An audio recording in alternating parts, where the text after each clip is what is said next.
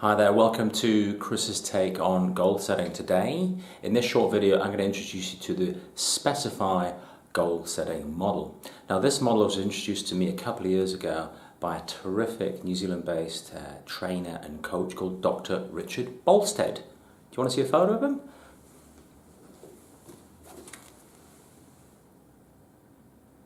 There's Richard right there. Now, this is Transforming Communications, one of Richard's many publications over the years. So I'd like to introduce you today to this particular goal setting model. And the idea here is, as it says in the mnemonic, to be absolutely specific when you've gone through goal setting, to be absolutely crystal clear what goal you wish to achieve. So let's get started.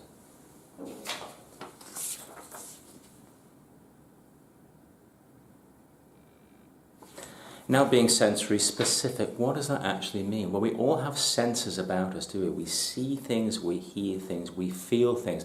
Now, in goal setting, it's really important to clarify what is our preferred sensory mechanism. For me, I'm a highly visual person. So in sensor goal setting, I'm going to sit there and I want to see it and draw it and depict it. That is my preferred sensory system. Really important for you to work out which is your preferred sensory system. Is it auditory?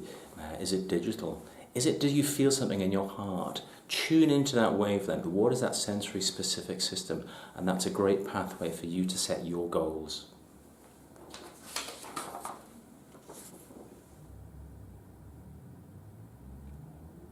So this is all about languaging and having positive, uplifting language in sense of our goals, being creative and energetic, and having a positive inner dialogue to our goals. So it's really important in order for us to garner our inner sense of self-belief, to be positive in our outlook. We can and will do. So have that internal dialogue and be positive in that language.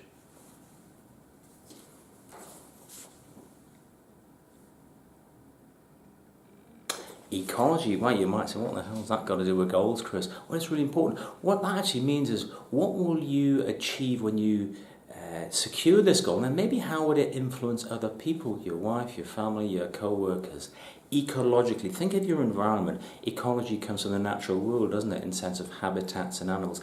And they all interact, they feed, there's water coming down in the forest. How does a new goal affect those around you? Think of your ecology. It may have an influence on your self-orientation or your community feel in that sense of ecology.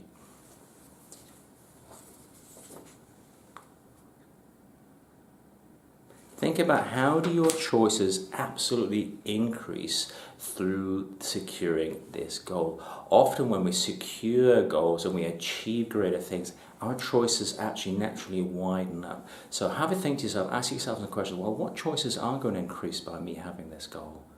Choice increasing.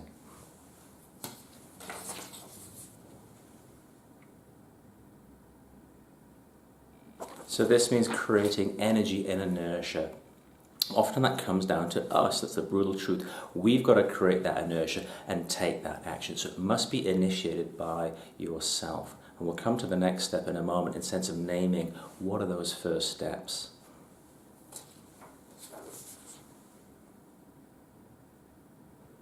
And there we have it.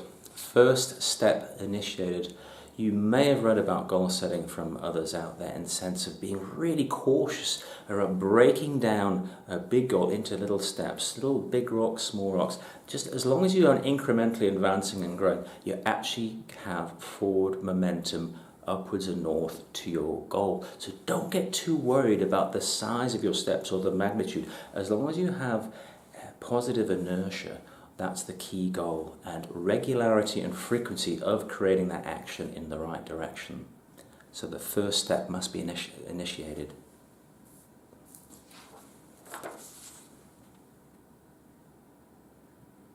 So what resources will you need to achieve your goal? Well, fundamentally, I believe we have all the resources in our heads right here and now. And too often not, people fall into the bucket of denial about, oh, no time, no money.